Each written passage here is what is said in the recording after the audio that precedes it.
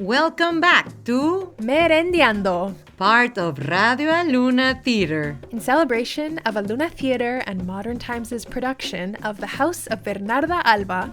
This episode is an inside look at Spanish poet, playwright, and theater director Federico Garcia Lorca's life and work. In today's episode, we chat with dear friend to Aluna and self-confessed total Lorca nerd, Paulie McDermid.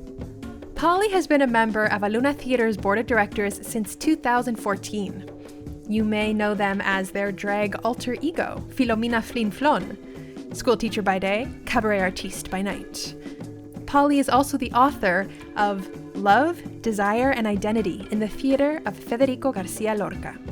We chat with Paulie about everything Lorca, about his private and public life, about his major plays, and the impact he's left on drama lovers everywhere. Let's get started.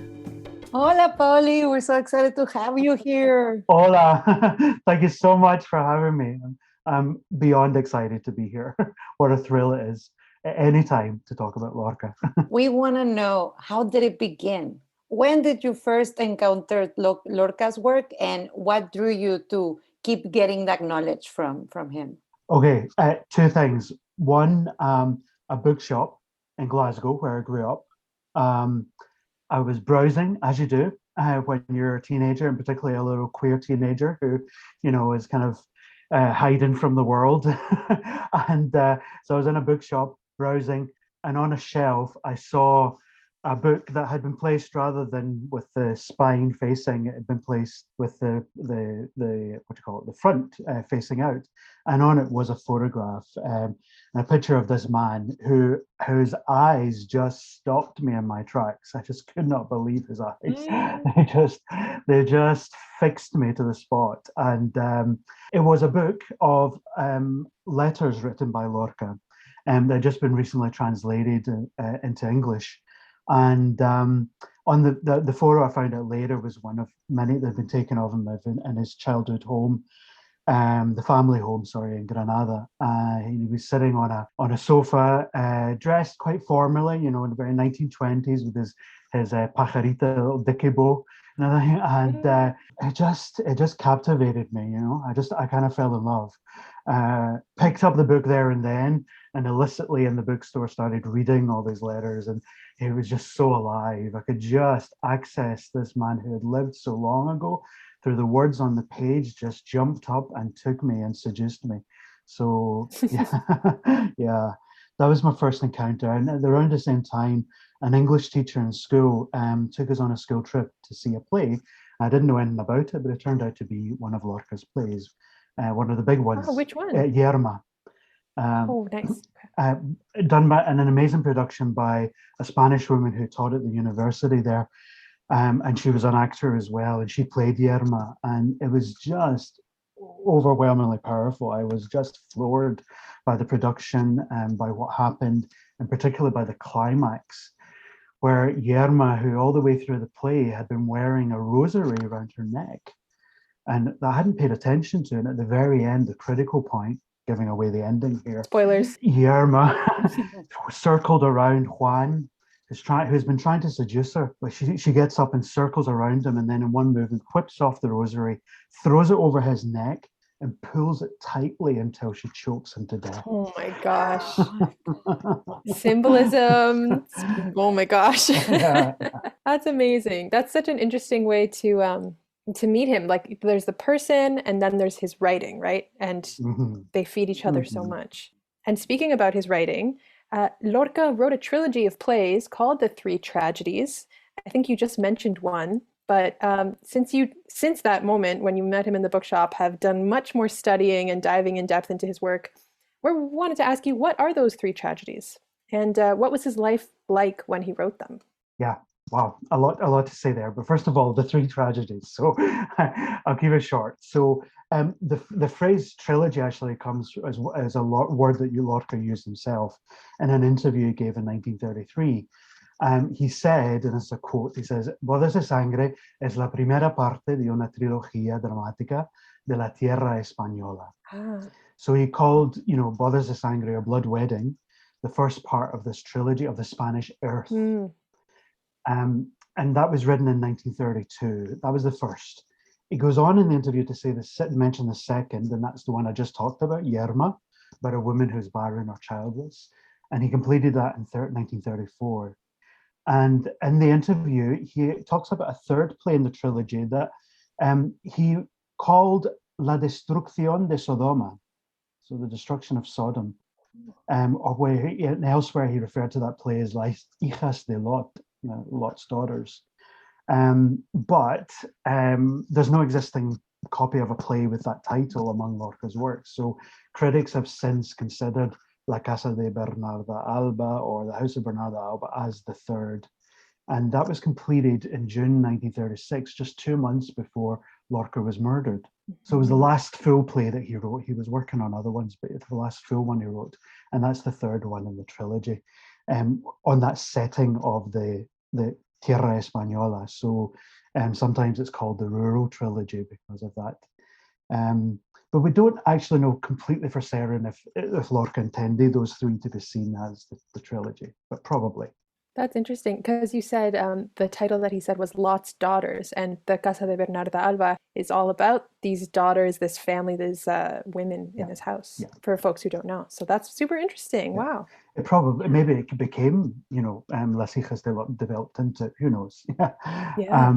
But his life around that time, I mean, you have to remember these years, so the early 1930s, let's say from 1932 when he wrote Blood Wedding to 36 when he wrote The House of Bernarda Alba. Those were really pivotal years in the history of Spain. A dictatorship in the 1920s, the dictatorship of Primo de Rivera had ended in 1930. Following that, the king left Spain, sort of abdicated, and left, and the Second Spanish Republic was proclaimed. A left-wing government was elected in 1931, and all of that backdrop is really important in what's going on for Lorca at the time, of course. For Lorca personally in those years, so that's from when he was 34 to 38 when he died, those years saw him come into much greater personal autonomy.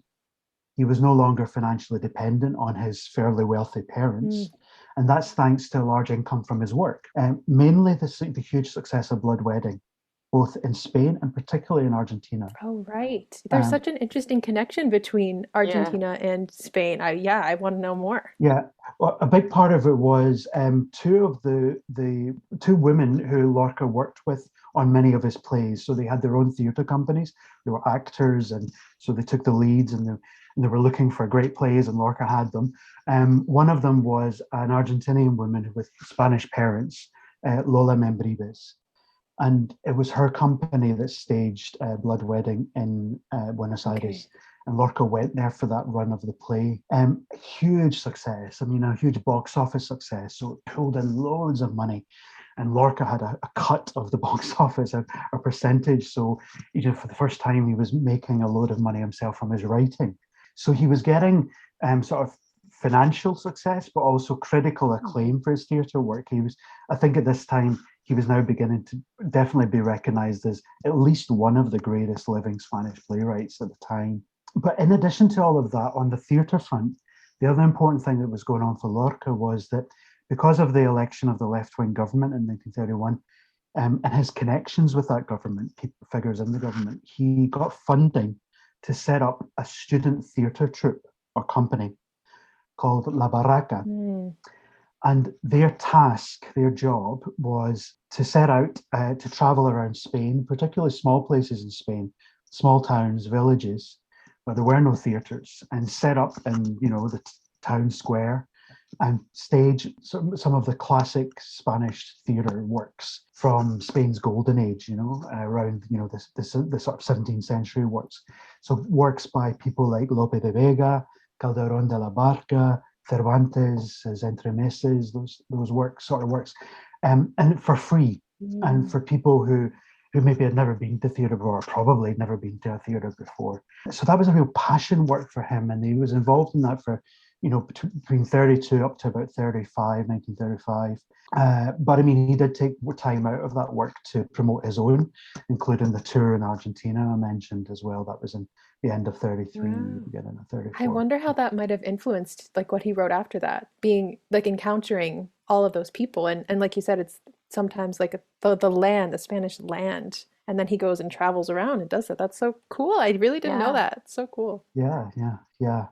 And think of plays like, Fuente Ovejuna, which is about a sort of peasant rebellion kind of thing. Like so the politics of that play, of course, is resonant at this time in Spanish history. I mean, think of there's growing polarization politically in the country, and those tensions Lorca could see in relation to his work. So when, for example, Yerma was first performed at the very end of 1934 in Madrid, in the audience, there were groups of young men who were probably fascists, members of the Falange Española, who got up and shouted and screamed insults at Lorca and the lead actor, Girgo, including homophobic ones, and shouted these out in public. So they raised a big sort of scandal in the theatre on the opening night. And the response in the press was, well, the liberal and left-wing press, they really loved Yerma. But of course, the right-wing press hated it, absolutely hated it. And you can imagine why. For them, the Yerma was a play about directly challenge. It was, a depiction of a woman killing the husband who could not father the child that she obsessively desired. That offended their nationalism. Kind of scandalous. Yeah. And above all, their machismo. So it really, really upset them. Wow. What was Lorca's work like when La Casa de Bernarda Alba was produced for the first time? Was he was able to see it, or? No, unfortunately not. No, it was because he just finished it. Really just finished it in June 1936, and he was murdered in August 1936.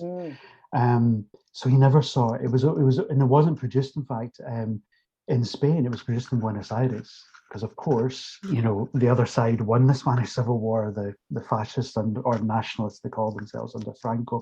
So his work wasn't produced, and his murder, of course, was hush hush, in Spain under the dictatorship there. So it was 1945 was the first production of the House of Bernarda Alba. Yeah, never got to see it. Yeah. Well, you mentioned in your 2015 Aluna blog, because you have been working with the company for so many years, and we're so happy and grateful for that. You mentioned in that blog that there are many Lorcas, like there's lots of different sides to Lorca, many ways to access interesting things that he's offered, like through his work in his life. So we were wondering, can you tell us about some of the Lorcas that you think folks in Toronto might be interested in hearing about, given that they're about to get a fresh new production of one of his plays? First of all, that sort of phrase, many Lorcas, it's not my own phrase. It's a reflection, I think, of a very wide critical consensus that we can't really talk about Lorca singular, but instead really as many Lorcas as there are those who know his work. He's one of those artists where you can't possibly separate his work from his life. His work has resonance far beyond the time and place he lived in. So as such, it's not just who is Lorca, but where, when, and for whom is Lorca. You could focus on his life story, or you could focus on his literary work, and there you've got at least two Lorcas. And the translator of the version that Aluna is using, David Johnston, he points this out. There's at least two Lorcas, but many others, and I agree with them. They say that there are multiple ones, and that could be about the different styles that he embraced in his work, from the quite traditional, even folkloric ones. So the costumbrismo you can see elements of, but also the modernist ones that are there in his theatre and his poetry, expressionism and surrealism, with its psychoanalytic influences. Definitely, yeah. And then political elements too.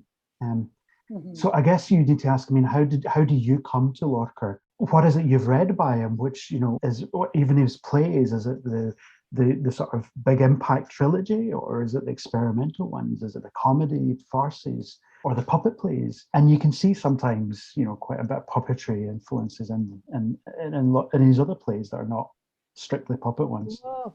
Yeah. So, but maybe, it's something else that Lorca first drew you in. Maybe it was his drawings. He was a really impressive visual artist. Maybe it was his music. He was a great pianist. he worked closely with the composer and a friend and mentor of his, Manuel de Falla. Is it the Lorca maybe you popularized through music and song? Have you heard kind of like flamenco versions of his poems, or is it like somebody like me, are you an academic type, and have you analysed Lorca to death, a second death? What is it that grabs you about Lorca? Is it the tragedy of his life story, or is it the joy? Is it the stories of his many love affairs and the romance of that? Or is it the story of his death and what it represents? For some, he was a martyr to the Republic, the Spanish Republic, and the Republican cause that lost, or a queer martyr who was killed for being visibly queer in the machista culture that he lived in, and has become a symbol of the many, maybe up to 200,000 Spaniards who were murdered and dumped in unmarked graves during and after the Civil War. I mean, I could go on, but I think you get the idea. So you also asked about what does Lorca say to us now? I mean, if anything, well, again, I mean, there's definitely a Lorca for everyone, every time, every place. And this drama, this one, the House of Bernarda Alba, of course, encompasses a lot of social and political themes, and they can be positioned in relationship to, I think, any point in time and space. So they're going to find resonance with audiences everywhere and everywhen. I think, one of the standout themes is, of course, freedom versus oppression. And I know all of us, having lived through the past couple of years of lockdowns, have another experience now to give us a little bit of insight into what it's like to live with our freedoms a little bit curtailed or limited. And certainly Bernarda, incarnates a certain sort of tyranny and illiberalism that we also see in our world around us today, whether it's in the US or in Brazil or in Hungary or Philippines or many other places where there are, dictatorial rules or illiberal rulers. And then against all of that, you've got figures like in the play, Adela, the youngest of Bernarda's daughters, who gives us hope as she's a rebel. She's a revolutionary. She stands for progress, adelantarse, to move forward and breaking down the walls of the house that imprison us as much as her. She fights for truth in a post-truth age, the age that we live in.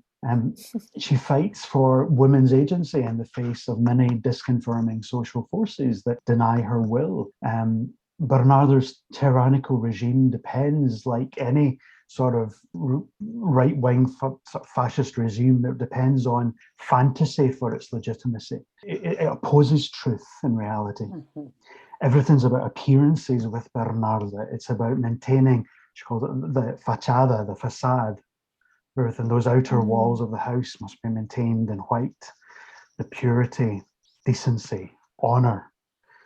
And her regime, of course, has its kind of police forces. Maybe this is pushing it too far, but you've got, of course, her main servant Pontia, who's a kind of a surveillance really for what's going on in the house. I love the way you talk about Lorca and the many quote unquote Lorcas, because it is so beautiful to hear you speak like that. And as people that we're artists, is like, how amazing is that you still get celebrated and how one work can represent many things for many people.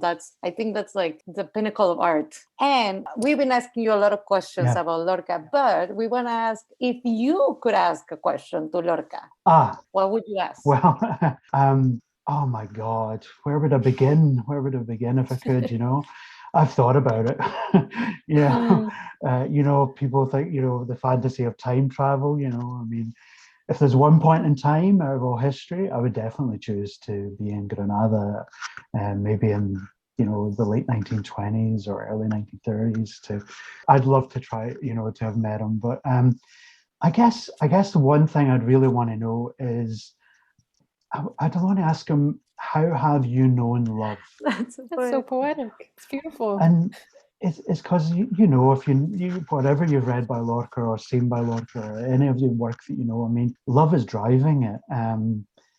And often, you know, and I say that as a queer person as well, and Lorca being a queer person, I know that, you know, love is situated in a particular way for queer people. You know, in many points in queer history, love is for queer people has been impossible, and Lorca certainly knows the impossibility of love in his work. We see it time and time again. We see it as a kind of a love that's being frustrated by social forces. And, you know, what queer doesn't understand that? Love denied. But it's above all, it's, you know, I think also of the pain of love, that love denied, that's been made impossible by social forces. And for me, it reminds me of, I was lucky to spend some time in Granada, my early 30s, and I visited, you know, of course, Lorca's various childhood homes. One of them is in the city. It's called La Huerta de San Vicente, and you can find in Lorca's bedroom, above his bed, there's an icon, you know, like a Catholic icon of the Christ of the Sacred Heart. And you think of that image, you know, of the heart, and it's usually like the heart being pierced by daggers, and that's what it looked like, this one here. And I think, of course, that Lorca's full name, he was baptized Federico del Sagrado Corazón de Jesús. And that pierced heart of Christ, kind of like, is, you know, an icon of how love is both, you know, there's an exquisite pain and suffering that's attached to love. Yeah. And the bigger you love, the bigger the pain, the bigger the suffering. And I guess part of me, you know, worries that Lorca didn't know love without pain and without suffering. And so I'd want to know, you know, how have you known love? You know, and maybe if you can reassure me that he did know love. I love that. That was so beautiful. Thank you so much for sharing that. Thank you so much for being on this podcast and sharing all of this incredible, nuanced knowledge with us. This is such a gift for all of us who are going to go see it. This is like the perfect little introduction into the world. So thank you so much, Paulie. And we'll see you at the theater, right? We'll see you there. The House of Bernarda Alba by Federico Garcia Lorca is on stage from April 6th to the 24th at Buddies and Bad Times Theater. Directed by Sohail Parsa and starring Beatriz Pisano as Bernarda. The theater will have a seating capacity of less than 50%, ranging from 40 to 80 available seats per performance, so you can choose which performance is best for you. Links for more information and to purchase tickets will be in the show notes. We are speaking to you from the shores of this beautiful Zagaigan, known to some as Lake Ontario, in Toronto, or Tkaronto. This is the ancestral territory of the Haudenosaunee, or Longhouse Confederacy, the Anishinaabeg Nation, the Wendat, and the Mississaugas of the Credit. This land is covered by the Dish with One Spoon Wampum and Treaty 13, also known as the Toronto Purchase. At Aluna, we remember that people can begin to heal when they are hurt. We are committed to artful participation in disagreements. We are committed to unsettling ourselves towards connection, respect, and justice for all people who now live in this city, which has been a meeting place since time immemorial. Radio Aluna Teatro is produced by Aluna Theatre with support from the Toronto Arts Council, the Ontario Arts Council, the Canada Council for the Arts, the Department of Canadian Heritage, and TD Bank. Aluna Theatre is Beatriz Pisano and Trevor Shelness. Radio Aluna Theatre is produced by Mónica Garrido and Camila Díaz Varela. For more about Aluna Theatre, visit us at alunatheatre.ca, follow at Aluna Theatre on Twitter or Instagram, or like us on Facebook. Miigwech and Nyawangoa.